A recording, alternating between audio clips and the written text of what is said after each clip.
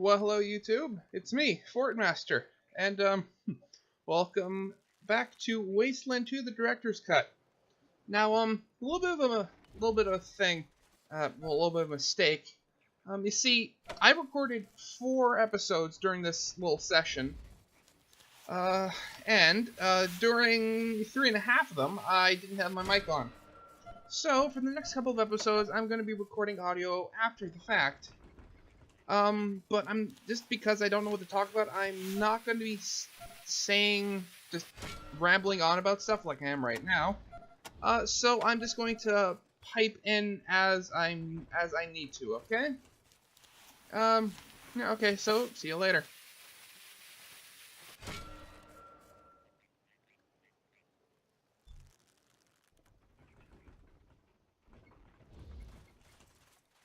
Oh man, that was such a tough fight.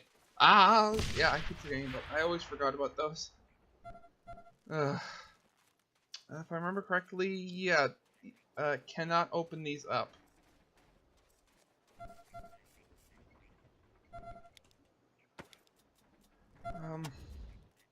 Trust me, it's either this episode or the next one, or we just go through like having to completely like redistribute weight, getting rid of junk, everything.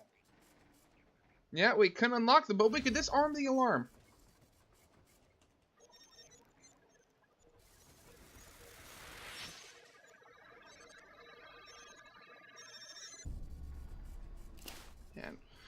And not worth trying to open up that one.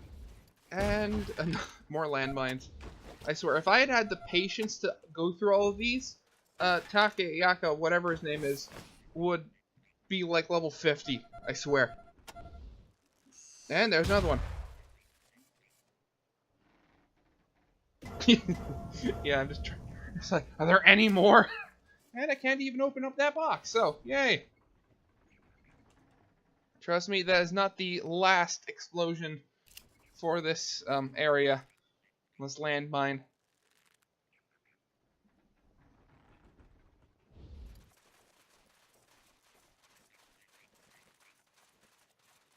And here we go with the unopenable toaster.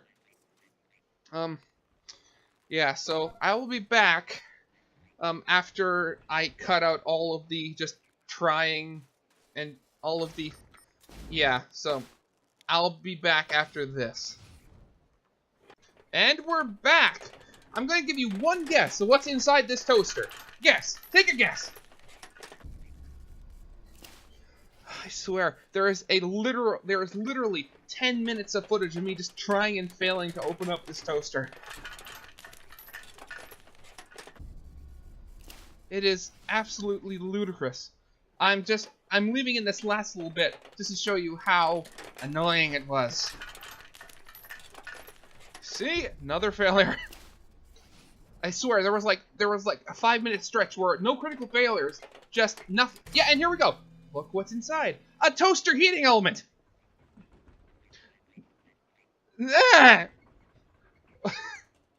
I was angry, to say the least.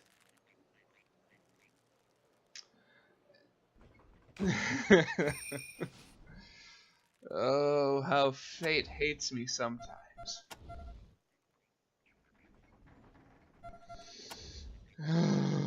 And now through the valley of death, full of nothing but landmines. Yep. Yeah, they're everywhere. You cannot see them until it's too late. See? There's another. I'm lucky that at this point, the squad is so tough that they can just shrug off landmines. There's another.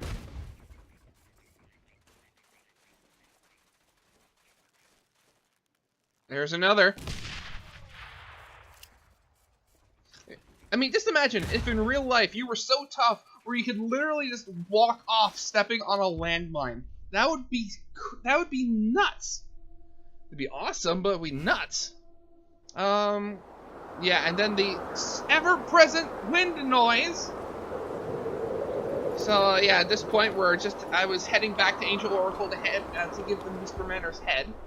And then also later in this episode, we were going to go back to base, dump off a whole bunch of junk and try to get some upgrades because our weaponry is not cutting it anymore, either with damage or armor pen. So we were trying to think, seeing if I was thinking, it's like, hey, all my people are really hurt. Let's go to the doctor to try to heal them up, which I guess would be a smart idea. Unbeknownst to me, again, is that because we failed to stop this whole revolution with the Manorites and the Robinsons, the hospital is absolutely packed right now. Every single bed is full. And because of that, the doctor, whatever his name was, is too busy to actually see to us. So the only person that sells anything is the nurse, but she can't heal us. Dr. Edmondson. Yeah. So, I get an idea. I think back to High Pole. Remember High Pole? Like one of the earliest episodes. We spent a bit of time there just healing people. Yeah, to get them in our favor. So I was thinking, hey, maybe this could get them to like us. Maybe this would make his work easier.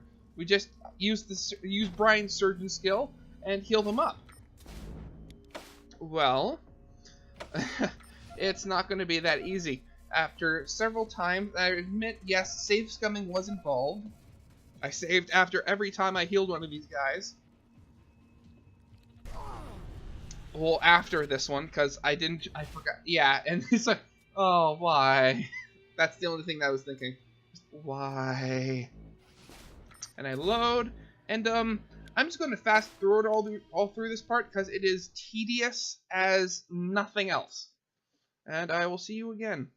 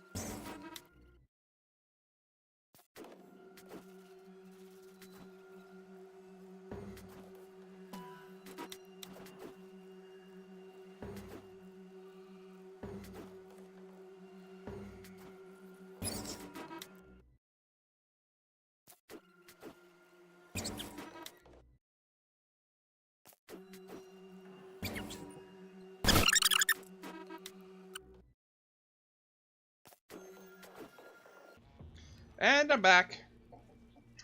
So, you may have noticed, bottom left-hand corner, that Brian can level up. I did not see this. Well, at least at first. Yeah, okay, now I just saw it. So, yeah, so I'm going to try to level him up. But, Brian apparently had an attribute point that I did not, that I did not, commit before, and so this is just me trying to find out. But then I realized, oh wait, he can level up. I can improve I can improve his surgeon skill, I should say. So once I figure out where I actually want to put it, because I'm just looking at all of the points, and speed is pretty important. The one thing I've always found is that Brian is always one of the last ones to act, so a bit more combat initiative is good. And here's me trying to figure out where's all the points. Oh wait, I have to level him up. Congratulations, Echo. So now I go in, and he gets a perk point. Yay! So I put it down immediately into field medic, or surgeon, I should say. Yay! and no perks though, unfortunately. Though the one perk point can make such a difference. Before, the base chance for all of these people was Brian only had a 26% chance of success. Now, with one more perk point, it jumps up to 61. That is crazy. Yet still failures. Though the one thing I love about leveling up is the second you level up, it's funny. You're hurt. I can just imagine this in real life.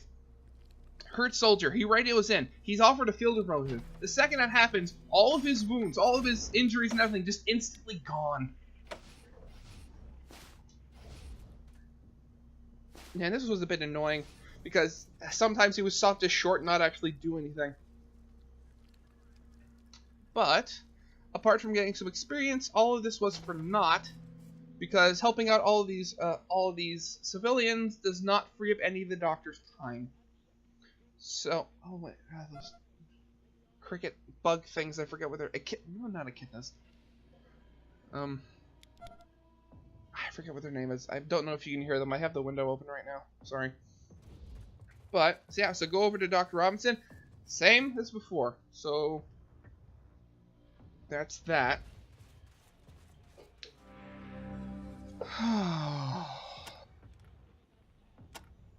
Yeah, glad to hear it, but that does nothing. And then trade, because we are running low on medical supplies. And you can buy milk. I haven't actually found out what milk does yet. Though, a little bit of a spoiler, I do find out what that banana cream pie we found earlier does. It's actually pretty cool. Too bad you only get one of them in the entire game. So I'm just trying to balance out our money right now. Actually, later on, I go absolutely nuts, just going back and forth, trying to, like, okay, so take all the mods off this weapon, sell it, get money to buy a new weapon. I go crazy.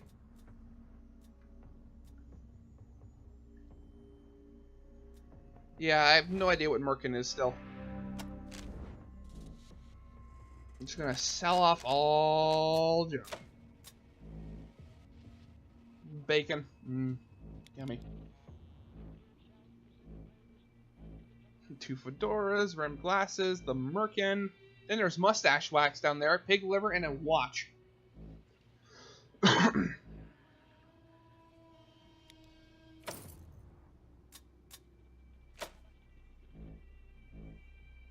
And then they have the double shovel. Only need one. Selling off. We needed antibiotics.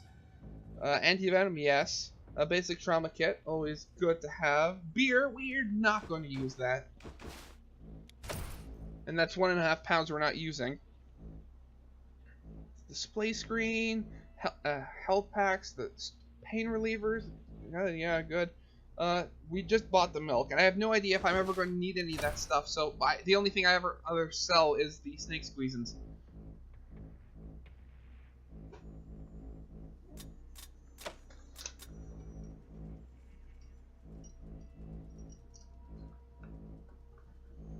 And there's Mr. Manor's head. That is... yeah, and then there's all these bags of cat litter.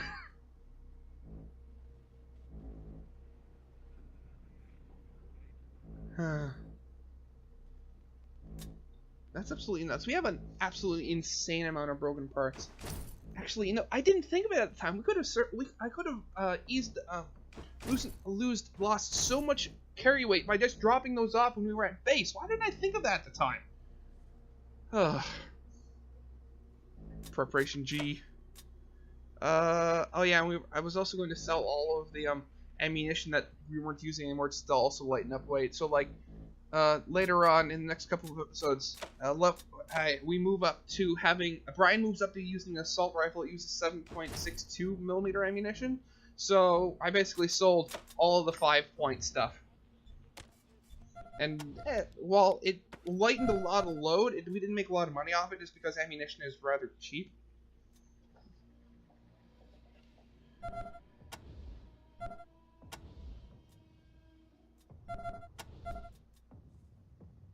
So right now I'm just I was just doing some organizing or putting all the ammunition in one spot.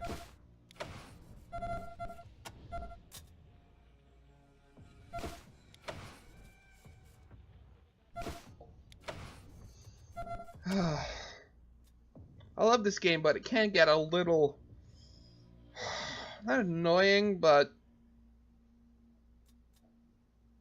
it just can get a bit tedious at time when you're having to go through everybody's inventory like this. It's sort of it's very much a love-hate relationship sort of thing.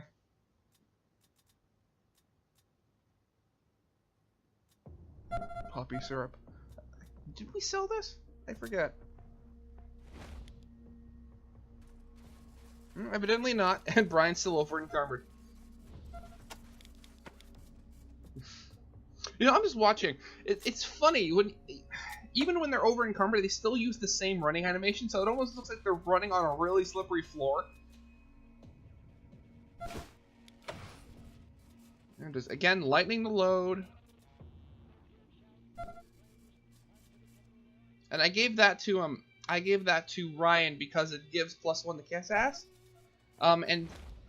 Weirdly enough, I thought I did, but he doesn't have anything that improves his kiss ass any further, which is weird because I thought he did.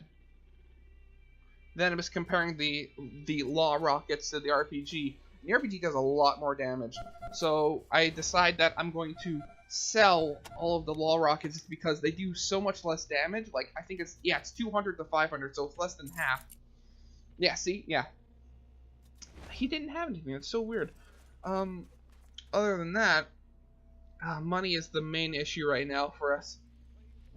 Need more weapons, need better armor. We have enough ammunition to keep those weapons running, but we just need the weapons themselves. Gentle Rangers, yeah. So gentle, we didn't want to touch the whole thing. Now we're just going down to this shop to see what we can buy. I mean, it's so cool. The Death Shifter.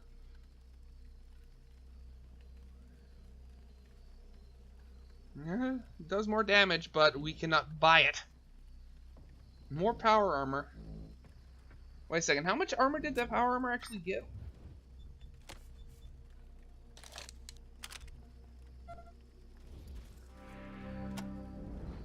You know, I actually do wish, I really wish that if you were wearing like a big bulky suit of armor, like the power armor or something like that, it actually like changed how your character looked like they were wearing the power armor.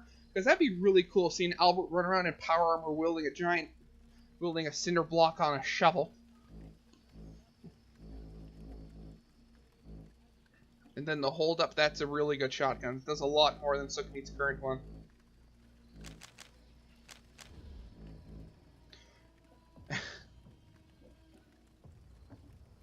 Then I see, oh, come on. Yeah, these next couple episodes, there's a lot of weapon switching.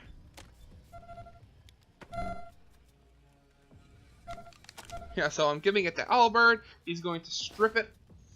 Then we're going, instead of stripping the gun for parts, we're going to sell it, use the money from that to buy the new gun, and then Albert's going to take all the mods and put them on that gun.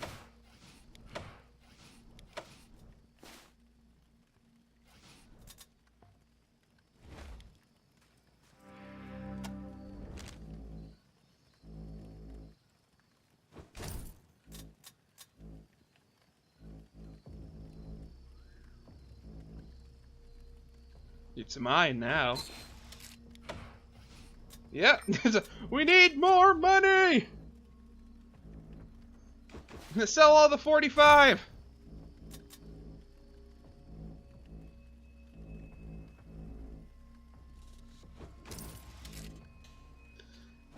And then I try to buy as much 9mm ammo as possible, which is good.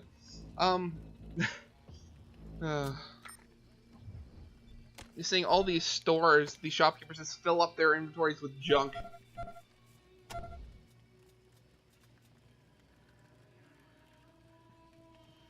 The MP5K. Is that supposed to stand for like MP5000?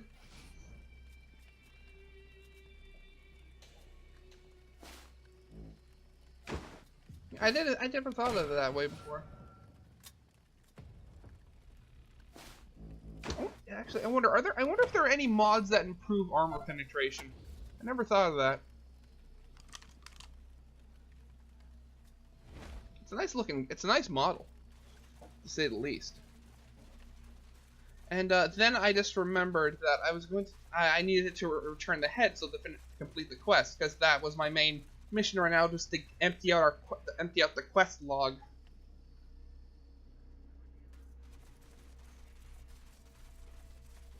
Now, I'm so glad when a character is actually Have voiced. you reached your maximum potential yet, Rangers?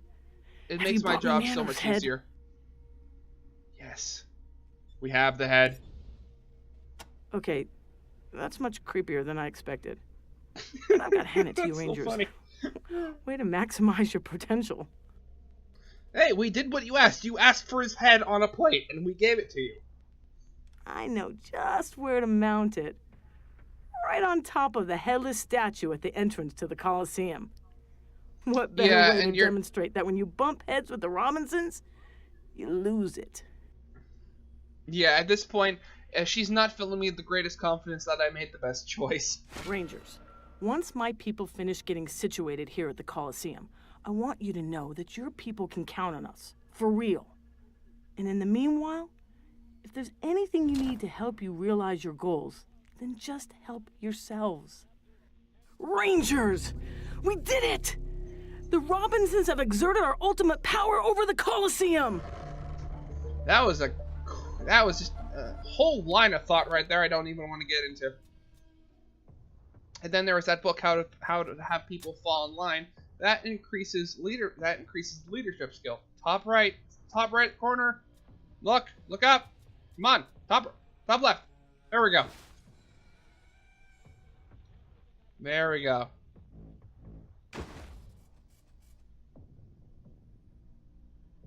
Free skill points are always a good thing.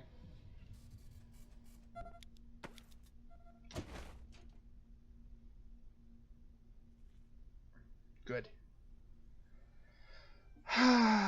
Okay. So, and then next, I remember that Sookmeat can level up. And then I noticed this one is, that perk is awesome. Plus a neat little Fallout reference. But 2% of your condition every turn. That is awesome. Echo 1. Congratulations, Echo 1.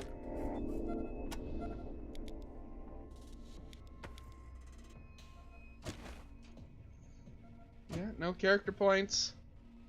And then I decide to put it into lockpicking. I'm thinking it's like, wait, mechanical repairs really low. And I see, oh right, yeah, other people in the party have it. And shotguns, no. Sniper, he's still pretty good. Lockpicking, safe cracking. He's almost a safe cracking 10. So let's try it again to safe cracking 10. And then no perks. So moving on to greener pastures. And then I can't remember what I'm saying right now, so I'm saying something to the camera. Oh yeah, and then I'm just going into the quests and unflagging the ones that we've already completed. Yeah, I needed to head back to Rodea, tell them that trading's off, but also need to head back to Rodea just to see, just to finish their quest that says that everything's okay now.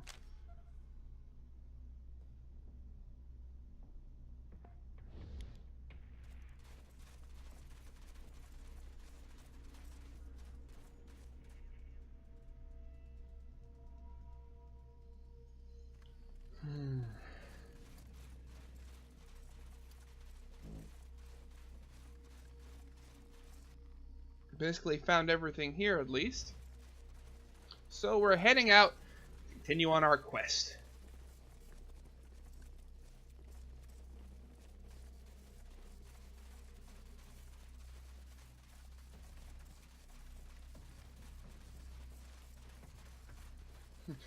So right now I'm looking at the Maison cannon. I'm thinking, like, could I try to hack that? So I go to Ryan, and then I check, and then 0, impossible. Okay, never mind, I'm going.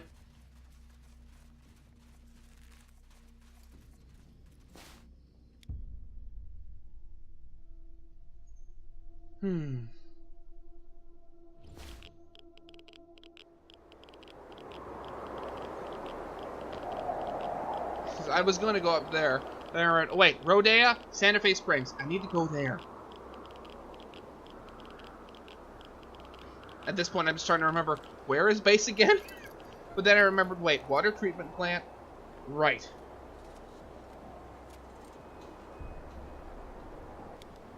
And then like, oh great, leather dirks. Just run away. I don't care.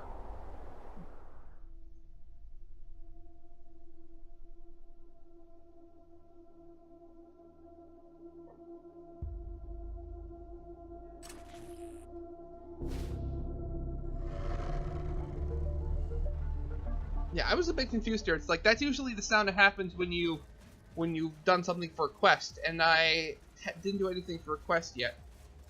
Yeah, good.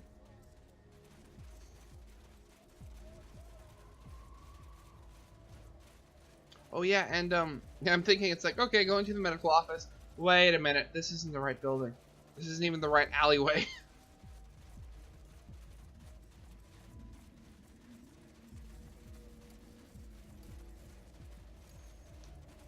So we're just going over? It's the mayor. Yeah. If anybody's seen Loretta Dominguez's little boy, send him home. His dinner's getting cold. His dinner's getting cold. Yeah, so the son, what was it, Tom? Yeah, it's Tom. He's all good now. He's not dying. And I didn't notice that there was a safe there before. And its contents are a little intriguing.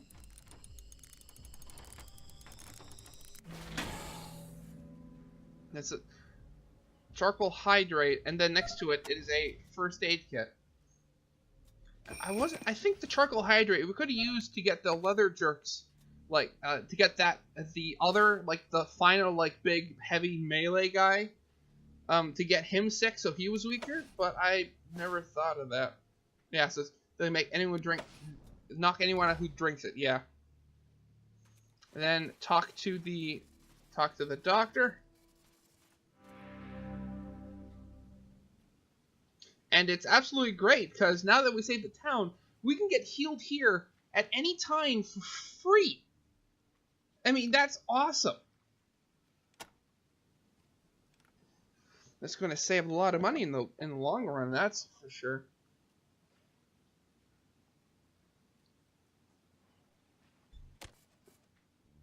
And we also have to head back to the base. First, talk to the mayor, and then head back to base to give them all the bags of cat litter. And at this point, I'm just kind of going around exploring, just seeing if there's anything that's changed. And I'm thinking, hey, let's go back. Let's go into the bank. See if that guy has anything to say. No. Turns out everyone's gone. I don't think they ever figured out that we basically robbed them blind. So at this point, we're just gonna do some, yay, free XP, unlock the door, since nobody else is using it right now.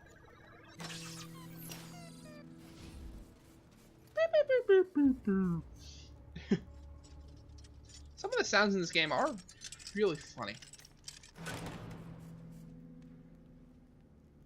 I swear that the way that whenever those noises happen, it always pitches up at the end. It always puts me on edge, because I always think like when it reaches 50%, there's always the chance it can go critical failure, and that's like when it reaches, my anxiety always peaks at 50%, and it's like, okay, good, it's not gonna critical fail, and this room is completely empty. Moving on.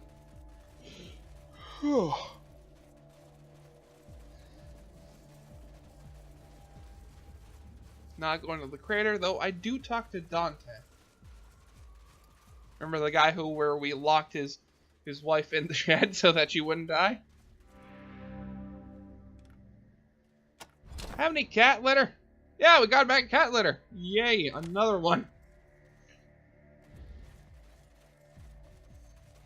Yeah, little spoilers. We need a lot of cat litter.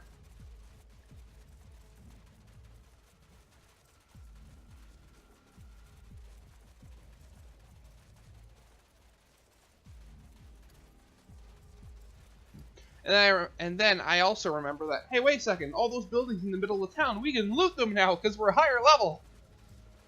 Yeah, in this session, I don't know what it was, or this episode in particular, I kept getting sidetracked, like, majorly.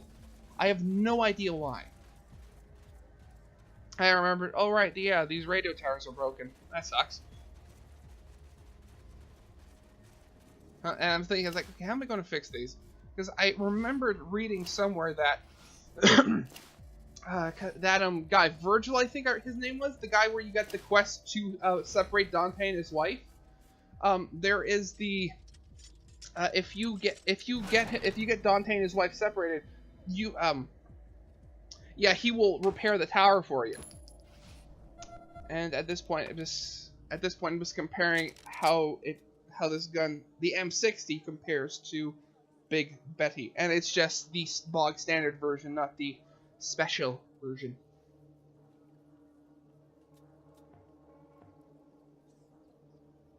Yeah, so I'm going to be selling that as soon as possible, and then just end up opening up all these crates. Luckily, Takiaka, he has that perk that makes it so he can repair anything with no critical failure chance, which makes things very, very good. It also helps that there's the achievement for doing that, repairing broken things that we failed.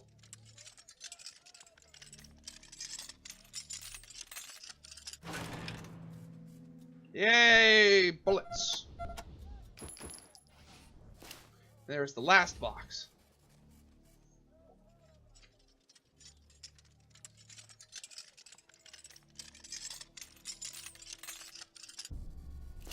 Oh, that always gets me.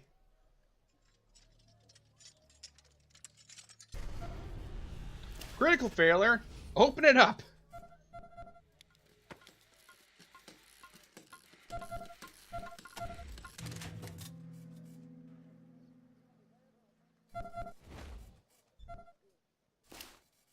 And fixed it again.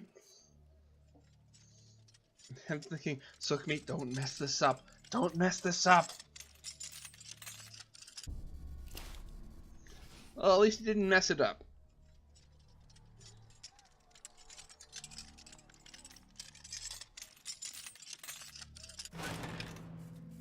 And it's an ion blaster, which we already had, and we moved up from.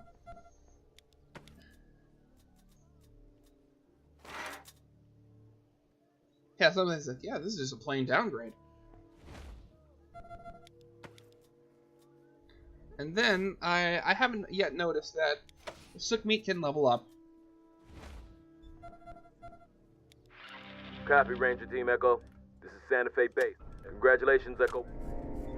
Yay! Or, not Sukhmeet, Takiaka.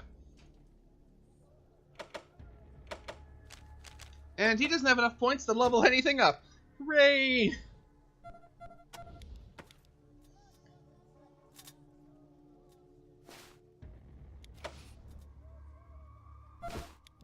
At this point, it's like, Albert is never going to use all of these, so just split them in half, give some of them to Lexicanium, and then it turns out it's too much for Lexicanium to carry. Yay!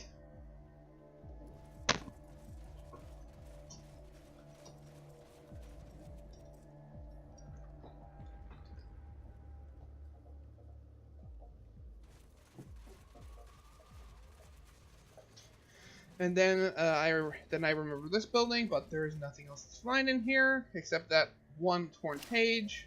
But then there's that one box and the door at the back that can be unlocked, so that's something. Yay, clothing! That has absolutely no value whatsoever. Apart from selling it, get a couple of scrap from that.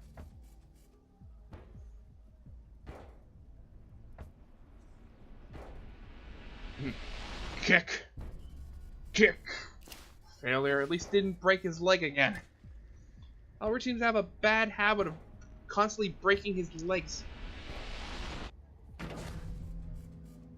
Yay! And now I have to remember, wait, I have to go to the mayor after this. Again, see, this entire episode, I keep just constantly getting off track. I have no idea what it was about this specific episode that I just constantly keep going off track. And now I remember, oh wait, Mare, right.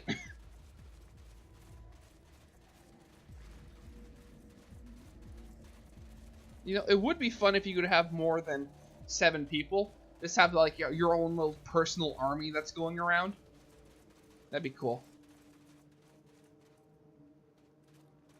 Welcome back, Rangers. Any news for me? That's sad to hear. Thank you for trying. Let me give you a little something for your troubles. Yeah, 100 scrap. That will literally pay for like 10 rounds of ammunition. Thanks again, strangers. You will always be welcome in Rhodia. Welcome back, Rangers. Thanks again, strangers. You will always be welcome in Rhodia. At this point, yes, I'm going to check on whatever his name is. I'm horrible with people's names today. I'm so sorry. Ugh.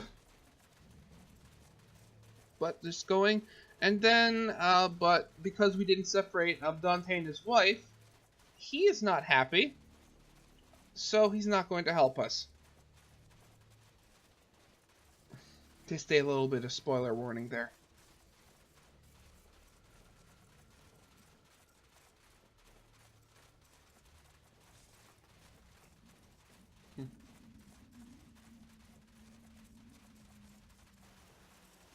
This entire episode has been nothing but being off track. Can't talk to her. She doesn't want to say anything. Even though I saved her town. I'm a little bitter about that.